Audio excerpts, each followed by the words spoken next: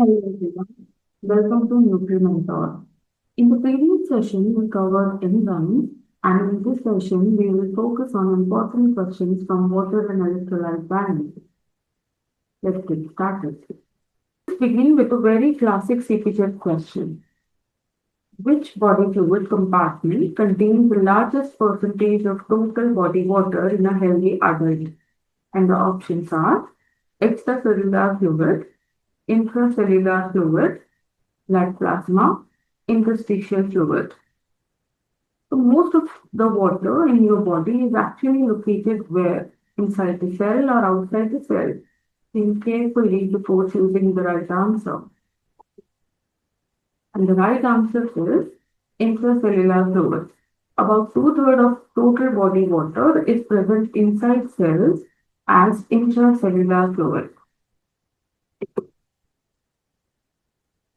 The main force that moves water across cell membrane between the ICF and ECF compartment is, options are hydrostatic pressure, osmotic pressure, active transport, phagocytosis. So water is constantly moving between body compartments. But what is the major force driving this movement across the cell membrane? Give it a thought.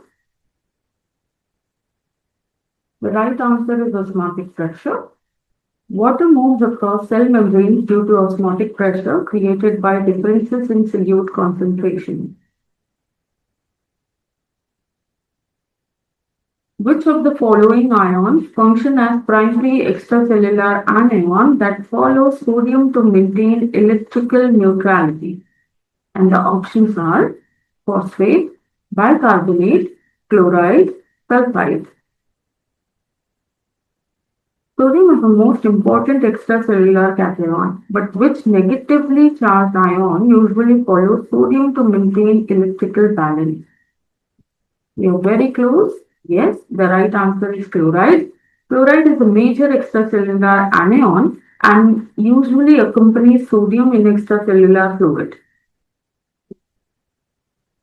Severe dehydration stimulates osmoreceptors in the hypothalamus, directly triggering the release of which of the following? And the options are Atrial Natriuretic Peptide, ANP, Vasopressin, ADH, Thyroxine, and epinephrine. Imagine you are severely dehydrated. Which hormone immediately helps the body conserve water and prevent further fluid loss? And the right answer is vasopressin, ADH. ADH increases water absorption in the kidney and helps conserve body water. Here is another question. The clinical condition known as edema is primarily caused by fluid accumulating in the, and the options are intracellular matrix, interstitial space, intravascular space, transcellular cavities. So you've probably seen swelling of feet or ankles. That condition is called edema. But where exactly is that extra fluid accumulating? Yes, the right answer is interstitial space. Edema occurs when excess fluid accumulates in interstitial tissues. Which hormone is secreted by adrenal cortex to promote sodium reabsorption and potassium excretion? And the options are cortisol, insulin, aldosterone, calcitonin. So when blood pressure falls, which hormone helps the body retain sodium and water while moving excess potassium? And the right answer is aldosterone. Aldosterone increases sodium retention and potassium excretion in the kidney. So what is the average obligatory urine output required daily to eliminate metabolic waste?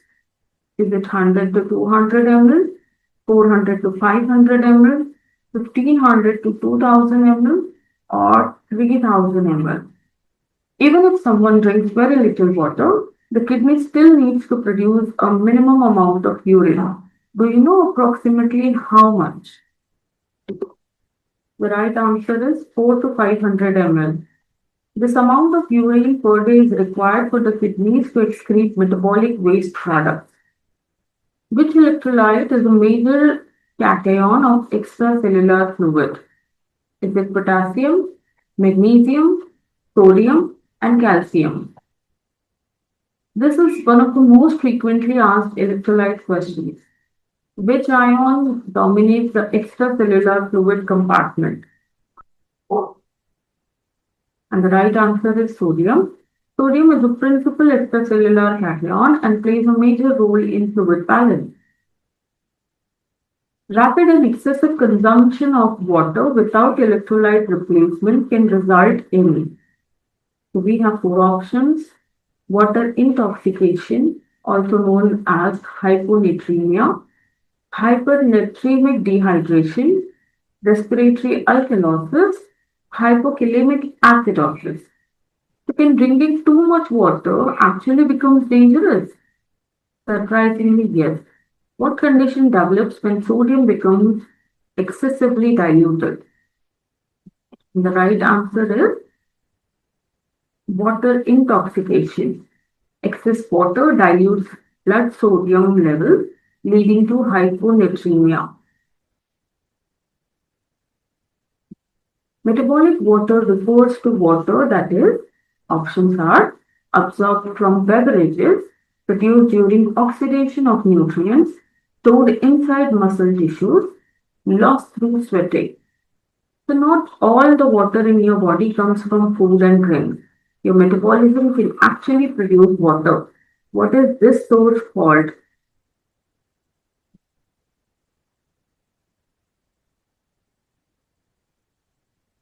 Right answer is B, produced during oxidation of nutrients. Metabolic water is generated inside the body during oxidation of proximate principles, carbohydrate, fats, and protein. So which buffer system serves as primary defense against changes in blood pH? And the options are phosphate buffer system, protein buffer system, bicarbonate carbonic acid buffer system, hemoglobin buffer system. When blood pH begins to shift, which buffer system acts as a body first line of chemical defense? And the right answer is bicarbonate carbonic acid buffer system. The bicarbonate buffer system is the most important extracellular buffer maintaining blood pH. Abnormally elevated serum potassium levels are known as hypernatremia, hypokalemia, hyperkalemia, or hypocalcemia. Potassium, as you all know, is vital for normal heart function. But what do we call the condition when potassium levels become dangerously high? Right answer is hypokalemia. Hypokalemia refers to excessive potassium concentration in the blood. Elderly individual with impaired thirst sensation, the most likely water balance disorder is, and the options are hypoosmolar hyponatremia, hyperosmolar hypernatremia, isotonic fluid overload, water intoxication. Consider an elderly patient who rarely feels thirsty. Which fluid imbalance is most likely to develop if water intake remains inadequate? The right answer is hyperosmolar hypernatremia. Reduced water intake concentrates body fluids and raises sodium concentration. Movement of substances against a concentration gradient using ATP is called a simple diffusion, facilitated diffusion, active transport, or osmosis. So this transport process needs energy, carrier protein, and movement against a concentration gradient. What mechanism I am describing here? And the right answer is active transport.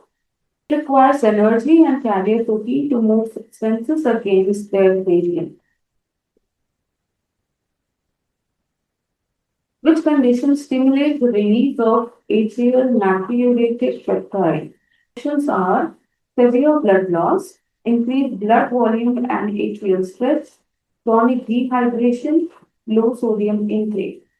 One final hormone question. When the heart senses excess blood volume and stretching of the atria, which hormone is released to remove extra sodium and water? The right answer is increased blood volume and atrial stretch. AMP promotes sodium and water excretion when blood volume becomes excessive. Before we wrap up, let's quickly revise the most important concepts from this topic. First, remember the fluid compartments. Inside the cell, the major electrolytes are potassium, phosphate, while outside the cell, sodium and chloride dominates. This is one of the most frequently tested concepts. Next comes the RAAS system. Whenever blood volume or blood pressure falls, the renin-angiotensin-aldosterone system gets activated to retain sodium and water and restore blood pressure. ADH or anti-diuretic hormone responds to concentrated blood. It means its main job is to conserve water by increasing water reabsorption in the kidney. Now let's talk about edema. Edema develops when fluid accumulates in tissues, often due to low plasma proteins such as albumin or increased hydrostatic pressure.